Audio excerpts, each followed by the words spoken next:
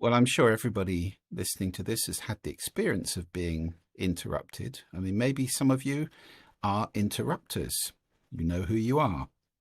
Um, and it's an unfortunate habit because the interruptee will generally start to feel disrespected, belittled, invisible, unimportant.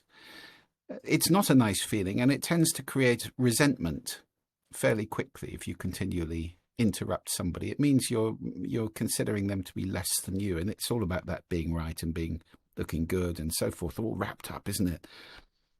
And I think if anybody is an interrupter, I can give you a little tip. You know, people have often said things like count to 10 and so forth. I think that's a bit clunky and takes a long time too. The tip would be to get into breathing properly, which is a very good thing for your voice as well. So develop the habit of taking a deep breath every time before you speak. And as you're taking that deep breath, you might just realize the person in front of you is still talking. It gives you that moment to recognize that before you weigh in.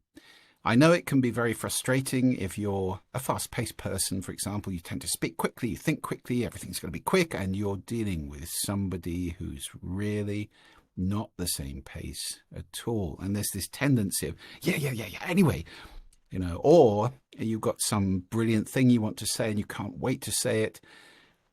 It's worth just resisting those things. Remember, you're always speaking into a listening. And if you're speaking to somebody who's this calm, sort of slow-paced person, it would really be a good idea to slow yourself down a little bit in order to make yourself more understandable by them. Otherwise, they probably feel overwhelmed with the pace of what you're doing.